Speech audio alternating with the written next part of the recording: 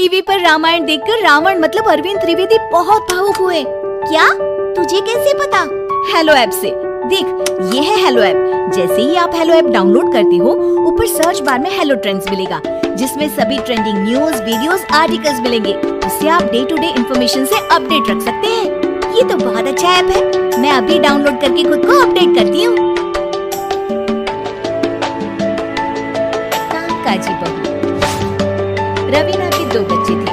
वो एक बड़ी कंपनी में काम करती थी। उसके ऑफिस जाने के बाद उसकी सास उसके बच्चों को संभाला करती, लेकिन रवीना को इसकी कोई कदर नहीं थी। एक दिन रवीना अपनी माँ से फोन पर कहती है, मम्मी क्या बताऊं, मेरी सास तो बिल्कुल अच्छी नहीं है। कुछ समझती नहीं है कि मुझे कितना काम करना पड़ता है। एक तो ऑफिस तक का लंबा सफर और फिर 9 घंटे लगातार काम। बैठे बैठे तो मेरी पीठ अकड़ जाती है। खुद तो सारा दिन घर में मजे करती है। जब मन करा सोए, जब मन किया खाए। तभी उसकी सास वहाँ आ जाती है। अच्छा माँ, मैं बात में आपको फोन करती हूँ।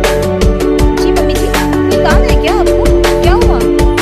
रवीना बहू, सारा दिन तो तू ऑफिस के मजे लेती है, लेकिन यहाँ ये बच्चे मुझे आराम भी नहीं करने देते। मेरी तो तबीयत खराब हो रही है। तो आपको लगता है कि मैं दफ्तर में मौज करती हूँ? आपको क्या समझाऊं, छोड़िए। माँ, काम करना भी जरूरी है। मजबूरी नहीं होती तो मैं खुद ही अपने बच्चों को देख लेती। अब आज तो छुट्टी है ना, आज तो कम से कम घर का काम कर ले। बहू काम शुरू करती है। बच्चे के साथ काम करना उसके लिए असंभव हो जाता है। वो जाकर बच्चा सास को देखती है और कहती है, मम्मी जी जरा बच्चा तो पकड़ लीजिए, मैं घर का काम कैसे करूँ? जैसे मैं करती हूँ रोज बच्चे के साथ। तुझे बताऊँ तो तू सोचती है कि कोई बड़ा काम तो है नहीं, बच्चा तो सोता रहता है। अब देख लिया। खैर, बस मैं यही तुझे समझाना चाहती थी। ला, बच्चा मुझे दे और काम कर। बहू मुंह बनाकर काम से चली जाती है। वो मन में सोचती है, बात तो सही है, बच्चे के साथ घर का काम करना असंभव है।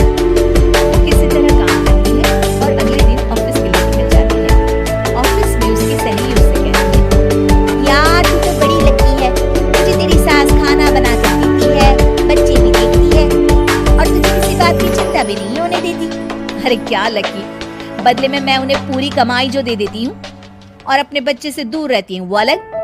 हर किसी को ना दूसरे की प्लेट में ज्यादा घी दिखता है। जा अपना काम कर। अरे फिर भी ये तो है, यहाँ हमारे बच्चे को मैं क्रैश में छोड़ती हूँ। हर पल डर लगा रहता है कि क्या कर रहा होगा। खैर चल, मुझे क्या।